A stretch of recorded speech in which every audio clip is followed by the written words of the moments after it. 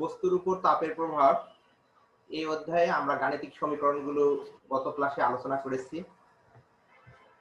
কঠিন পদার্থে যদি তাপ দেওয়া হয় তাহলে কঠিন পদার্থের দৈর্ঘ্য, ক্ষেত্র এবং আয়তন প্রসারিত হয়।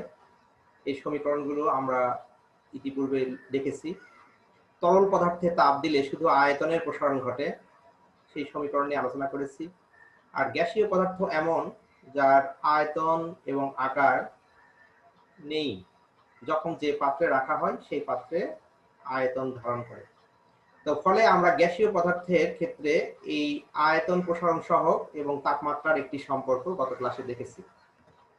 আজকে আমরা যে গুরুত্বপূর্ণ একটি টপিক নিয়ে আলোচনা করব সেটি হচ্ছে তাপ এবং তাপমাত্রার মধ্যে সম্পর্ক। তাপ এবং তাপমাত্রা এদের যে গাণিতিক সম্পর্ক সেই বিষয়ে দেখার আগে কিছু স্লাইড তোমাদেরকে দেখায়। এই স্লাইড দেখার পরে আমরা পরে বিস্তারিত আলোচনা করব ইনশাআল্লাহ।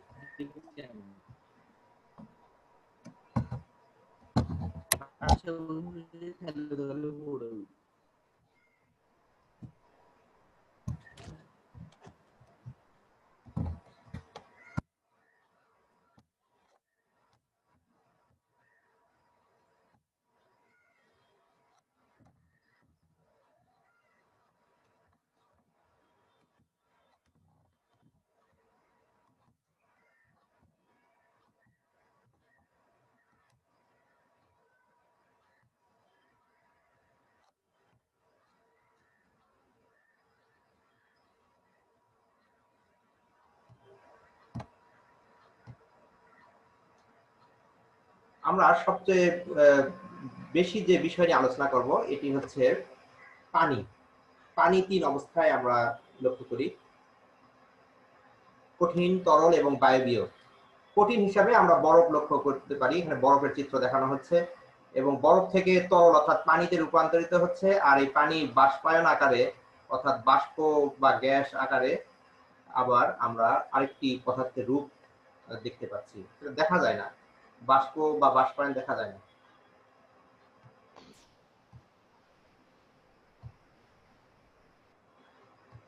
এখানে কঠিন পদার্থ হিসাবে বরফের একটা টুকরা দেখানো হচ্ছে। কঠিন, তরল এবং বায়বীয় এই তিনটি অবস্থা ইতিপূর্বেও তোমরা জানো, অন্যান্য ক্লাসে এই বিষয়গুলো নিয়ে আলোচনা ছিল, যে পদার্থের এই অবস্থাগুলো কি কি বিষয়ের উপর নির্ভর করে। দুইটি বিষয়ের উপর, একটি তাপমাত্রা আর একটি বায়ুর চাপ। এই দুইটি বিষয়ের উপর এই যে পদার্থের তিনটি অবস্থা ডিপেন্ড করে।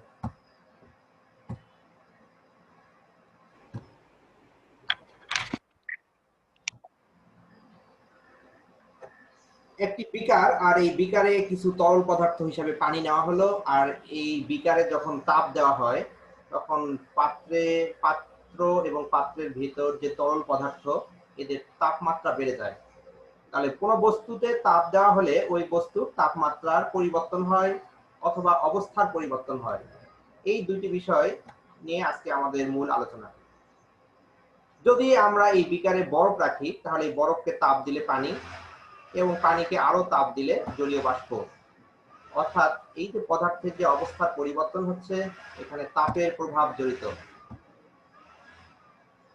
পদার্থের অবস্থার পরিবর্তন নিয়ে আলোচনা, আর এই ক্ষেত্রে গলন, বাষ্পীভবন, ঘনীভবন এরকম বিষয়গুলো এখানে জড়িত। স্ফুটন, বাষ্পায়ন এই বিষয় নিয়ে তোমরা আজকে জানবে। গলনাঙ্কের উপর চাপের প্রভাব কি, এই যে গলনের সুপ্ত তাপ এবং বাষ্পীভবনের সুপ্ত তাপ, এই বিষয়গুলো নিয়ে আজকে আলোচনা। এখানে লক্ষ্য করো যে বরফ স্লাইডে দেখানো হচ্ছে, এই বরফ থেকে আমরা পানি পাবো। অর্থাৎ এখানে তাপ প্রয়োগ যদি করা হয়, বরফের তাপমাত্রা যদি না থাকে, অর্থাৎ স্বাভাবিক তাপমাত্রা 0 ডিগ্রি সেলসিয়াস, বরফ 0 ডিগ্রি সেলসিয়াস এবং এর নিচে যে কোনো তাপমাত্রা অর্থাৎ ঋণাত্মক তাপমাত্রা -2 ডিগ্রি সেলসিয়াস, -5 ডিগ্রি সেলসিয়াস, এই তাপমাত্রায়ও আমরা পানিকে বরফ হিসেবে পাই। 0 ডিগ্রি সেলসিয়াস অথবা এর নিচে যে কোনো তাপমাত্রা। এই পানির তাপমাত্রা 0 থেকে 100 ডিগ্রি সেলসিয়াস পর্যন্ত, এবং বরফ যখন গলে পানিতে পরিণত হয়, এই বরফ গলা পানির তাপমাত্রা 0 ডিগ্রি সেলসিয়াস। এটি মনে রাখবে, বরফ গলা পানি অর্থাৎ এই মুহূর্তে পানির তাপমাত্রা শুধু 0 ডিগ্রি সেলসিয়াস থাকবে, অর্থাৎ এই পানির অণুগুলো গতিশীল না হওয়ায় তাপমাত্রা বাড়বে না। এর নাম বরফ গলা পানি, অর্থাৎ বরফ গলে গলে পানিতে পরিণত হচ্ছে। এই অবস্থায় তাপমাত্রা স্থির থাকে, অর্থাৎ 0 ডিগ্রি সেলসিয়াস।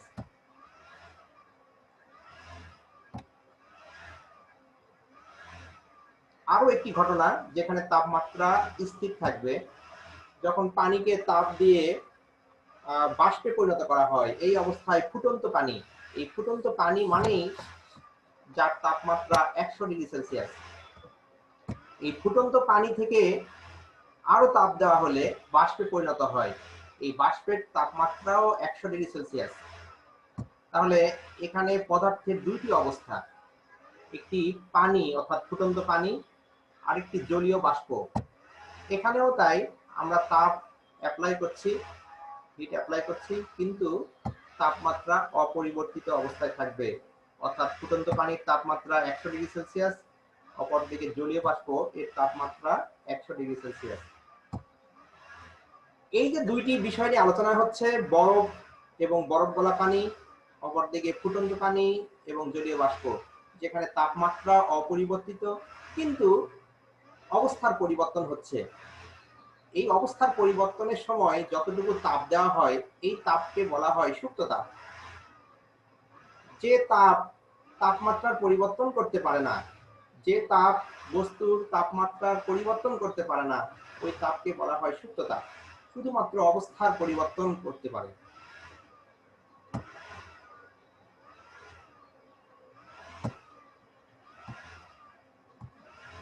এখানে আরেকটি পদার্থ নিয়ে আমরা আলোচনা করছি, এই মোম। তোমরা চিনো মোম কঠিন পদার্থ। এই কঠিন পদার্থ যখন তাপ দেওয়া হয়, অর্থাৎ মোম যখন গলে যাচ্ছে, এই তাপ আকারে শক্তি নির্গত করছে এবং মোম গলে যাচ্ছে, অর্থাৎ বাষ্পে পরিণত হচ্ছে। এই অবস্থায় মোমের যে কণাগুলো বা অণুগুলো, এরা আন্তঃআণবিক বন্ধন ভেঙে বাষ্পে পরিণত হচ্ছে। অর্থাৎ পদার্থের অবস্থা রূপান্তরের সময় এই যে শোষণকৃত তাপ আন্তঃআণবিক বন্ধন ভাঙতে কাজ করছে।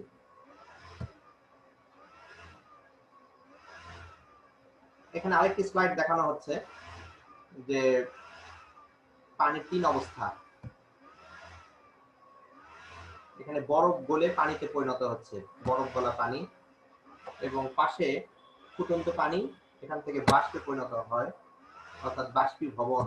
তাহলে গলন আর বাষ্পীভবন এই দুটি টপিকস কি? অর্থাৎ কঠিন তরলে পরিণত হওয়া, এই প্রক্রিয়াকে গলন বলে। কঠিন তরলে পরিণত হচ্ছে, অর্থাৎ বরফ পানিতে পরিণত হয়, এরকম একটি প্রক্রিয়াকে বলা হয় গলন। বাষ্পীভবন, তরল যখন বাষ্পে পরিণত হয়, যে প্রক্রিয়া, এটি এক ধরনের প্রক্রিয়া, যে প্রক্রিয়ায় তরল বাষ্পে পরিণত হয়, এই প্রক্রিয়াকে বলা হয় বাষ্পীভবন। বাষ্পায়ন, এই বাষ্পায়ন নাম তোমরা জানো, কিন্তু বাষ্পায়ন কি? যে কোনো তাপমাত্রায় তরল বাষ্পে পরিণত হওয়া কে বলা হয় বাষ্পায়ন। এই বাষ্পায়ন যে কোনো তাপমাত্রায় ঘটে। আমরা যখন ভেজা কাপড় শুকাতে দেই, ভেজা কাপড় শুকে যায়, এখানে তাপমাত্রা ফিক্স না, যে কোনো তাপমাত্রায় তরল বাষ্পে পরিণত হচ্ছে, তাকে বলা হয় বাষ্পায়ন। এই বাষ্পায়ন কয়েকটি বিষয়ের উপর ডিপেন্ড করে, ওই বিষয়গুলো একটু তোমাদেরকে জানাই দেই। যে কোন একটা বস্তু থেকে তরল বাষ্পে পরিণত হচ্ছে, এটি কয়েকটি বিষয়ের উপর ডিপেন্ড করে। বিশেষ করে মনে রাখো যে ভেজা কাপড় শুকাতে দিলে কি হয়, আমরা দেখি কয়েক ঘন্টা পর ভেজা কাপড় শুকে গেল, সেখানে বাতাসের প্রবাহ এই বিষয়টির উপর ডিপেন্ড করে। এখানে মোটামুটি 6টি বিষয় নিয়ে ধারণা তোমাদের পাঠ্য বইয়ে দেওয়া আছে, যে বাতাসের প্রবাহ থাকলে ভেজা কাপড় দ্রুত শুকায়, অর্থাৎ বাষ্পায়ন বেশি হয়। এরপর তরলের উপরিভাগের ক্ষেত্রফল, গ্লাসে পানি রেখে দিয়েছ, আরেকটা প্লেটে পানি রেখে দিয়েছ, দেখবে যে কয়েকদিন পর গ্লাসের পানি কিছুটা কমে গেল, কিন্তু প্লেটের পানি, অর্থাৎ একটা বড় প্লেট, এই প্লেটের পানি দ্রুত বাষ্পায়ন হলো। এর অর্থ হচ্ছে উপরিতলের ক্ষেত্রফল যদি বেশি হয়, বাষ্পায়ন বেশি হবে, আর উপরিতলের ক্ষেত্রফল কম হলে বাষ্পায়ন কম হবে। তরলের প্রকৃতি কেমন, অর্থাৎ যে তরল নিয়ে আমরা কথা বলছি, একটা ভেজা কাপড় তো শুধু পানি দিয়ে ভেজানো যায় না, আর অন্যান্য তরল পদার্থ দিয়ে ভেজানো যেতে পারে, গ্লিসারিন অথবা মধু অথবা অন্য কোনো উদাই পদার্থ দিয়ে এগুলি ভেজানো। এই যে তরলের প্রকৃতি, এই প্রকৃতির উপর তরল বাষ্পায়ন হয়, অর্থাৎ যে তরলের স্ফুটনাঙ্ক কম তার বাষ্পায়ন বেশি। উদাই পদার্থ বা উদাই তরলের বাষ্পায়ন সবচেয়ে বেশি, ফলে দ্রুত শুকায় যাবে। এরপর চাপের বিষয়টি তোমরা অধ্যায় 5-এ জেনে আসছো, যে বাতাসের চাপ যত কম বাষ্পায়ন তত বেশি, কম চাপে বাষ্পায়ন বেশি হয়, এই জন্য শূন্য স্থানে বাষ্পায়ন সবচেয়ে বেশি। এরপর তাপমাত্রা, তরলের কাছাকাছি যদি তাপমাত্রা বেশি হয় তাহলে বাষ্পায়ন বেশি হবে, আর বাতাস যদি শুষ্ক হয় তবুও বাষ্পায়ন বেশি হবে। তো এই যে বাষ্পায়ন নিয়ে একটু আলোচনা করলাম। আরেকটি বিষয় হচ্ছে স্ফুটন। স্ফুটন মানে কি, যে যখন তরল ফুটতে শুরু করে, যে তরল ফুটতে শুরু করলো, এটা হচ্ছে স্ফুটন, অর্থাৎ তরল এখানে বাষ্পে পরিণত হচ্ছে। তরল বাষ্পে পরিণত হওয়া এরকম একটি প্রক্রিয়ার নাম স্ফুটন। মনে রাখবা যে আমরা যে কথাগুলো বললাম এই কথাগুলোর সাথে তাপমাত্রার কোনো রিলেট নেই। যে কোনো তাপমাত্রায় যদি তাপমাত্রা সংযুক্ত করি তাহলে গলন হয়ে যাবে গলনাঙ্ক, স্ফুটন হয়ে যাবে স্ফুটনাঙ্ক। অর্থাৎ গলনাঙ্ক কি, যে তাপমাত্রায় কঠিন পদার্থ গলতে শুরু করে এর নাম গলনাঙ্ক। গলনাঙ্ক মানে তাপমাত্রা বোঝায়। একইভাবে স্ফুটনাঙ্ক কি, যে তাপমাত্রায় তরল ফুটতে শুরু করে ওই তাপমাত্রাকে বলা হয় স্ফুটনাঙ্ক। তাহলে গলনাঙ্ক বা স্ফুটনাঙ্ক তাপমাত্রা, আর গলন আর স্ফুটন হচ্ছে পদ্ধতি বা প্রক্রিয়া। তোমরা কি আমার কথা শুনতে পাচ্ছ? একটু রেসপন্স করবা। জি স্যার, শুনতে পাচ্ছি। Yes sir. আলহামদুলিল্লাহ। আরেকটি স্লাইড লক্ষ্য করো, যে এখানে তোমাদের জলীয় বাষ্প নিয়ে ব্যাখ্যা করছি। যে অনেক সময় আমরা দেখি একটি কাঁচের পাত্রে যদি বরফ রাখা হয় তাহলে সেখানে কি ঘটে, এই বরফ তরলে পরিণত হয়, আবার তরল জলীয় বাষ্পে পরিণত হয়, অথবা জলীয় বাষ্পকেও আমরা তরলে পরিণত করতে পারি। যদি আমরা উল্টা পদ্ধতিতে যাই, আমরা একটু আগে জানলাম বরফকে তাপ দিলে তরল, তরলকে তাপ দিলে বাষ্প। যদি আমরা উল্টা দিকে আসি, অর্থাৎ বাষ্প থেকে কিভাবে তরল পাবো, তরল থেকে কিভাবে কঠিন বা বরফ অবস্থা পাবো, যদি উল্টা কোনো পদ্ধতিতে আসি তাহলে এখানে দুইটি বিষয়, একটি হচ্ছে ঘনীভবন আর একটি হচ্ছে কঠিনীভবন। তো এই যে ঘনীভবন প্রক্রিয়া, এই ঘনীভবন মানে হচ্ছে যে বাষ্পকে যখন তরলে রূপান্তরিত করা হয় এর নাম ঘনীভবন। একইভাবে তরল অবস্থাকে যখন কঠিন অবস্থায় রূপান্তরিত করা হয় এর নাম কঠিনীভবন। তো এখানে জলীয় বাষ্প থেকে যখন তাপমাত্রা কমায় দেওয়া হয়, অর্থাৎ উষ্ণতা হ্রাস, তাহলে জলীয় বাষ্প পানিতে পরিণত হয়। এই যে বায়বীয় অবস্থা থেকে আমরা যখন তরল অবস্থায় কোন একটা পদার্থকে আনতে চাই, এই পদ্ধতিকে বলা হয় ঘনীভবন। তাহলে ঘনীভবন বিষয়টি মনে থাকবে কিনা? জি স্যার। এই ঘনীভবন একটা পদ্ধতি।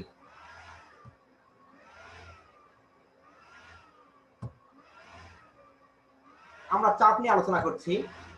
এই চাপের সাথে তাপমাত্রার একটি সম্পর্ক রয়েছে, অর্থাৎ চাপ দিলে স্ফুটনাঙ্ক কমে যায় অথবা বেড়ে যায়, এটি পদার্থের উপর ডিপেন্ড করে।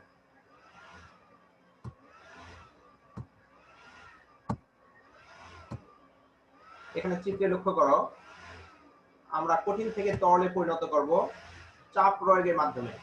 এখানে কঠিন পদার্থ হিসাবে বরফের একটি টুকরা নেওয়া হলো। এই বরফের টুকরাকে যদি চাপ প্রয়োগ করা হয় তাহলে তরলে পরিণত হবে।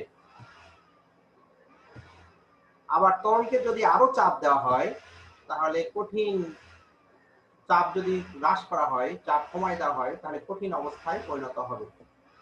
তাহলে কঠিন বস্তুকে চাপ দিলে তরল, আবার এর উল্টা তরলকে যদি আমরা চাপ কমায় দেই, চাপ হ্রাস করি, তাহলে হবে কঠিন। বিষয়টা আবার বলি, এই যে চাপ দিলে বরফ তরলে, বরফ পানিতে পরিণত হয়, আবার চাপ উঠায় নিলে মানে হ্রাস করলে এই পানি আবার বরফে পরিণত হয়। পদ্ধতিটা বেশ গুরুত্বপূর্ণ। একজন হাত উঠালে বলো কি বলবে?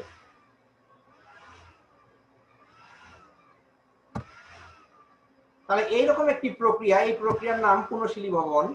এই পুনঃশীলী ভবন শব্দটি উল্লেখ না থাকলেও এই পদ্ধতি তোমাদের দেওয়া আছে। একটা বরফ, সেখানে চাপ প্রয়োগ করে বরফকে, অর্থাৎ বরফকে একটা রশ্মি বা সুতা দিয়ে চাপ প্রয়োগ করলো, বরফ দুটি অংশে বিভক্ত হলো, কিন্তু চাপ অপসারণ করার পর এই দুটি বরফ আবার একত্রিত হয়ে একটি বরফ খণ্ডে পরিণত হলো। এরকম সুন্দর একটি পদ্ধতি তোমাদের পাঠ্য বই দেওয়া আছে, এবং এই পাঠ্য বইয়ে চিত্র সহকারে দেওয়া আছে। এক খণ্ড বরফ একটা শুকনো তার দিয়ে চাপ দেওয়া হলো, ফলে এই বরফটি কাটা সম্ভব হলো। কিন্তু কাটার পর আমরা দেখছি যে চাপ অপসারণ করলে পূর্বের অবস্থায় ফিরে আসলো। এরকম চিত্র তোমরা লক্ষ্য করছো। এখানে চাপ বাড়ালে যে ঘটনাটি ঘটে, গলনাঙ্ক কমে যায়। একটু আগে বললাম গলনাঙ্ক মানে তাপমাত্রা। তোমাদেরকে চিন্তা করার দরকার নেই যে গলনাঙ্ক কি। গলন হচ্ছে পদ্ধতি, গলনাঙ্ক হচ্ছে তাপমাত্রা। যে তাপমাত্রায় অবস্থার পরিবর্তন হয়, অর্থাৎ গলতে শুরু করে, কঠিন পদার্থ বা বরফ গলতে শুরু করে। গলনাঙ্ক মানে ওই তাপমাত্রায় চাপ বাড়ালে এই তাপমাত্রা কমে যায়। কার তাপমাত্রা? বরফের তাপমাত্রা। এখানে চিত্রে যে বরফ লক্ষ্য করছো, এই বরফ খণ্ডের তাপমাত্রা কমে যায়, ফলে তরলে পরিণত হয়। আর যে অংশ তরলে পরিণত হয় ওই অংশ সহজেই পৃথক করা যায়। এক খণ্ড বরফকে এরকম একটি তার দিয়ে সহজেই কাটা যায়, কিন্তু কাটার পরে যদি চাপ আবার অপসারণ করো, তাহলে বরফ খণ্ড দুইটি জোড়ার লাগে, অর্থাৎ আবার কঠিন অবস্থায় ফিরে যায় ওই অংশ, যে অংশে চাপ দেওয়া হলো। এখানে একটি তার দিয়ে চাপ দেওয়া হচ্ছে। পাশে মোমবাতি, এই মোমবাতি একটি ব্যতিক্রম পদার্থ। এই মোমে যদি চাপ দাও, তাহলে চাপ দিলে গলনাঙ্ক বেড়ে যাবে। মোম ব্যতিক্রম। এগুলো হচ্ছে তোমাদের অ্যাপ্লিকেশন, প্রয়োগ। যে পানি এবং মোম সম্পূর্ণ উল্টা। তাহলে বরফ, এই মনে রাখবা যে বরফ এখানে চাপ দিলে গলনাঙ্ক কমে যায়, অপরদিকে মোম চাপ দিলে গলনাঙ্ক বা তাপমাত্রা বেড়ে যায়। গলনাঙ্ক একটা তাপমাত্রা। পদার্থের উপর চাপের এই হ্রাস বা বৃদ্ধি, এর কারণে গলনাঙ্ক পরিবর্তিত হয়। এখানে দেখানো হচ্ছে যে বরফ, এই বরফ খণ্ডে যদি একটি থার্মোমিটার তোমরা রাখো, তাহলে বরফ খণ্ডের থার্মোমিটার দ্বারা তাপমাত্রা নির্দেশ করে। তো বরফের তাপমাত্রা 0 ডিগ্রি সেলসিয়াস, এবং আরো যদি তাপ দেওয়া হয় বরফ গলে পানিতে পরিণত হয়। পানিতে পরিণত হলে আমরা তাপমাত্রা সেই ক্ষেত্রে আস্তে আস্তে বাড়বে, এবং সর্বোচ্চ ফুটন্ত পানির তাপমাত্রা 100 ডিগ্রি সেলসিয়াস। এখানে প্রশ্ন করা হচ্ছে বরফের তাপমাত্রা কত, গলিত পানির তাপমাত্রা কত? দুটাই সেম, অর্থাৎ বরফ এবং গলিত পানি, এই ক্ষেত্রে তাপমাত্রা স্থির থাকবে, এবং এই ধরনের এই যে অবস্থার পরিবর্তন, এই ক্ষেত্রে যে তাপ, এর নামই সুপ্ত তাপ। তো আমার মনে হয় যে আমরা এতক্ষণ ধরে যে আলোচনা করলাম, এখন বোর্ডের মাধ্যমে এই বিষয়গুলো আলোচনা করব, যে গলনের সুপ্ত তাপ অর্থাৎ কঠিন থেকে তরলে পরিণত হচ্ছে। আর অপরদিকে আরেকটি বিষয় জানলাম, বাষ্পীভবনের সুপ্ত তাপ, তরল থেকে বায়বীয় পদার্থে পরিণত হচ্ছে। এই সুপ্ত মানে লুকায়িত। মনে হবে যে তাপ দেওয়া হচ্ছে, তাপমাত্রা বাড়ছে না কেন, তুমি থার্মোমিটার দিয়ে এই তাপমাত্রার পরিবর্তন বুঝতে পারবে না, কিন্তু তাপ দেওয়া হচ্ছে। থার্মোমিটার স্থির তাপমাত্রা নির্দেশ করবে। তো থার্মোমিটারে যদি তাপমাত্রার পরিবর্তন না হয়, এই ধরনের তাপকে লুকায়িত বা সুপ্ত তাপ বলা হয়।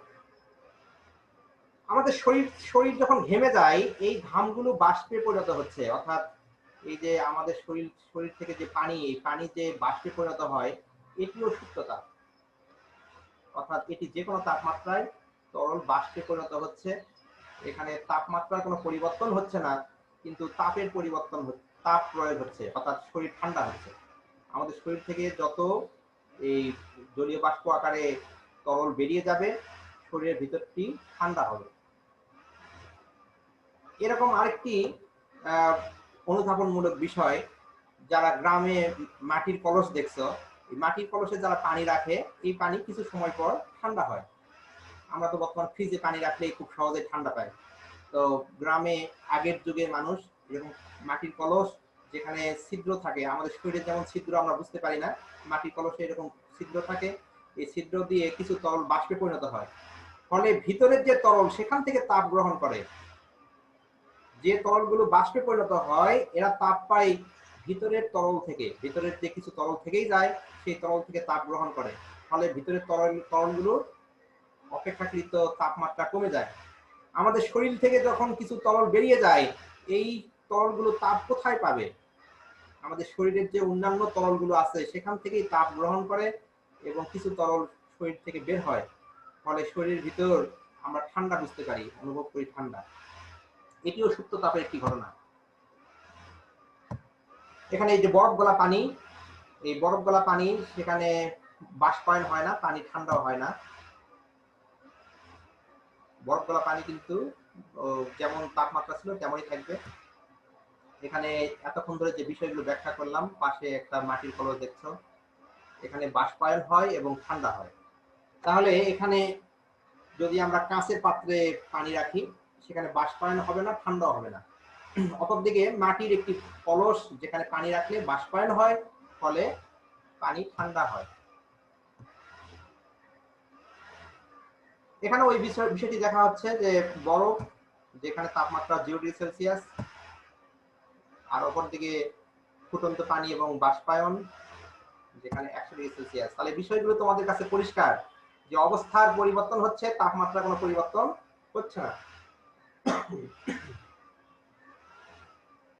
তাহলে এতক্ষণ ধরে জানলাম যে সুপ্ত তাপ পদার্থের অবস্থার পরিবর্তন করে, তাপমাত্রা কোনো পরিবর্তন করে না। আমরা মূল্যায়নে যাব না, আমরা এখন বোর্ডের মাধ্যমে বিষয়গুলো আলোচনা করব। তোমরা বোর্ডের দিকে লক্ষ্য রাখো।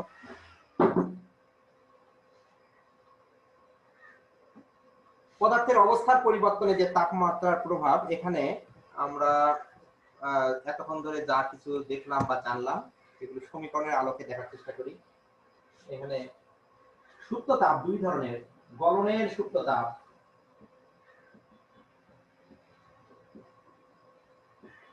এই গলনের সুপ্ত তাপকে এল দ্বারা প্রকাশ করা যায়। এল নিচে ছোট করে এফ, এফ দিলাম, এফ দিতেও পারো না পারো। এল মানে ল্যাটেন্ট হিট আর এফ মানে fusion. Latent heat of fusion গলনের সুপ্ত তাপ। এই গলনের সুপ্ত তাপ মানে হচ্ছে তাপের পরিমাণ, কিন্তু নিচে ভাগ অবস্থায় থাকবে কি পরিমাণ আমরা তরল অর্থাৎ কঠিনকে তরলে পরিণত করব, কি পরিমাণ কঠিন পদার্থ তরলে রূপান্তরিত হবে। আরেকটি বিষয় বাষ্পীভবনের সুপ্ত তাপ।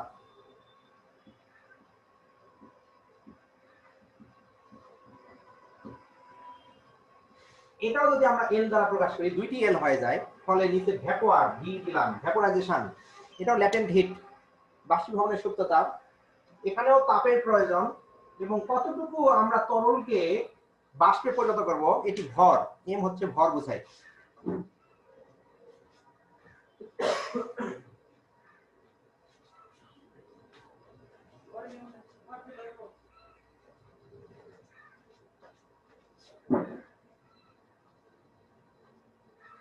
এই যে দুইটি সমীকরণ, এই দুইটি সমীকরণ থেকে তাপের পরিমাণ নির্ণয় করা যাবে। এখানে গলনের সুপ্ত তাপ কাকে বলে?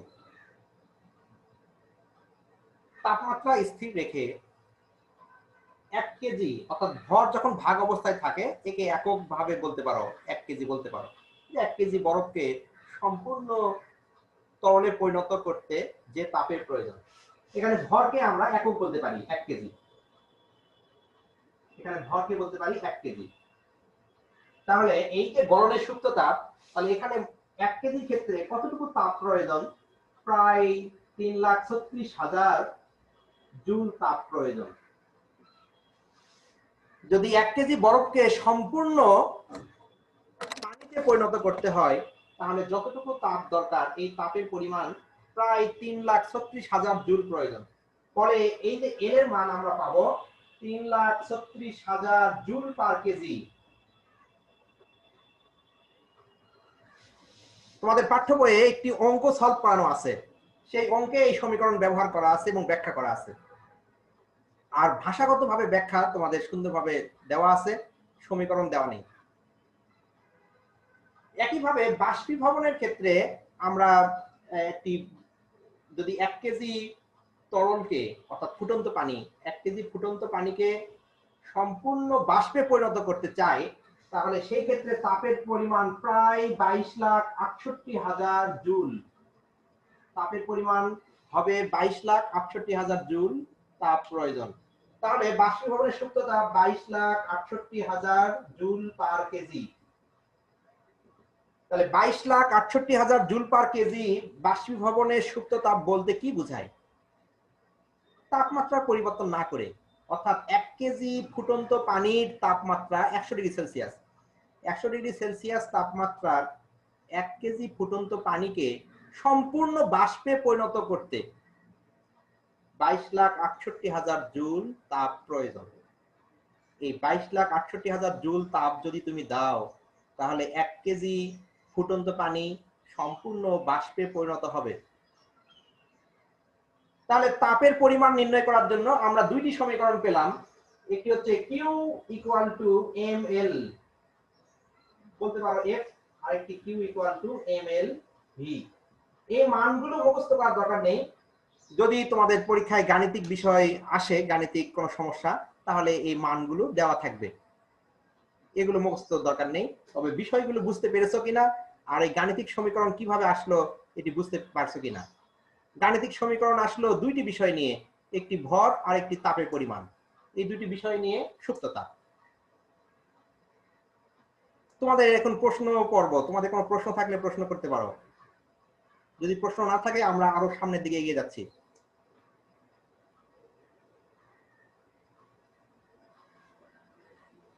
যদি লেখচিত্রের মাধ্যমে, এগুলো কি তোমরা খাতায় লিখছো? আমি কি মিশাই দেবো? বোর্ডে লেখাগুলো কি মিশাই দেবো না তোমরা খাতায় লিখছো? মুছে দেন স্যার। সব মুছে দেন স্যার, খাতায় লিখছে। ওকে, ভেরি গুড।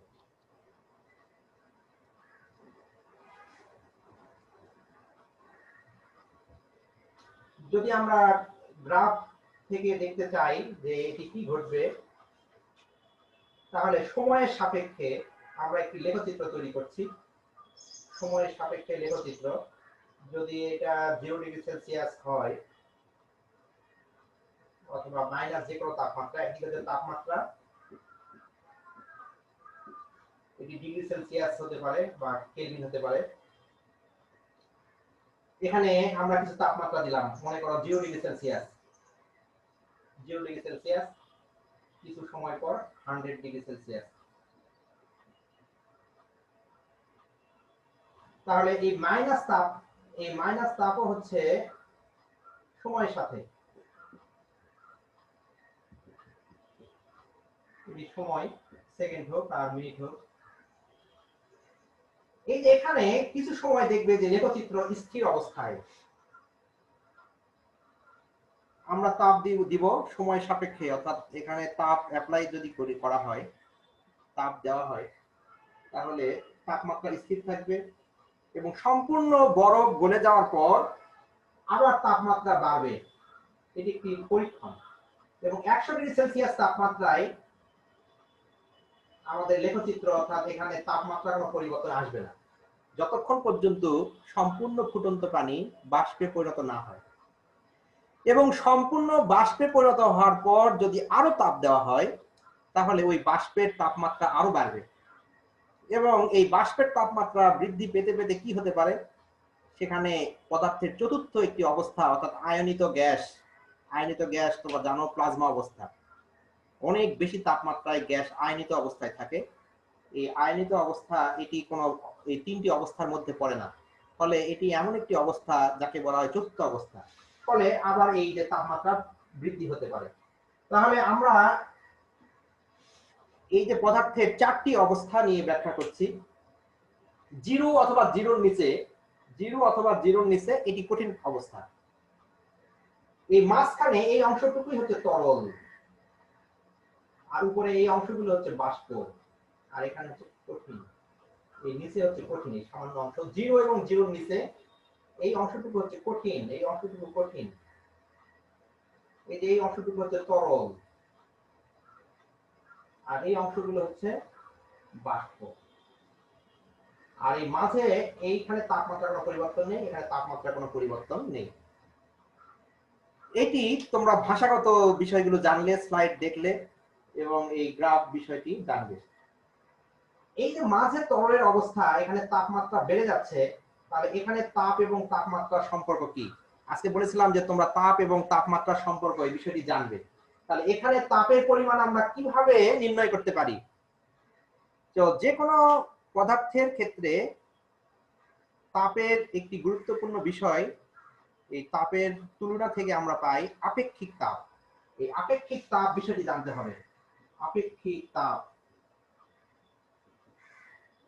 আপেক্ষিক তাপ বোঝানোর জন্য তিনটি বিষয় জড়িত, অর্থাৎ তাপমাত্রার পরিবর্তন থেকে তাপের পরিমাণ। তাপমাত্রার পরিবর্তন থেকে তাপের পরিমাণ, আমাদের এই তাপমাত্রার পরিবর্তন আমরা জানি যে দুইটি তাপমাত্রার বিয়োগফল তাপমাত্রার পরিবর্তন। এই দুটি তাপমাত্রার পরিবর্তন থেকে কি পরিমাণ তাপ আমরা দিব, সেই তাপের পরিমাণকে বলা হয় আপেক্ষিক তাপ। এই আপেক্ষিক তাপ যে কোনো একটি পদার্থের জন্য ধ্রুবক। যেমন পানির আপেক্ষিক তাপ, এটা একটা ধ্রুবক। বরফের আপেক্ষিক তাপ, এটা একটা ধ্রুবক। লোহার আপেক্ষিক তাপ মানে ধ্রুবক বা কনস্ট্যান্ট। তামার আপেক্ষিক তাপ কনস্ট্যান্ট। এই আপেক্ষিক তাপ কাকে বলে?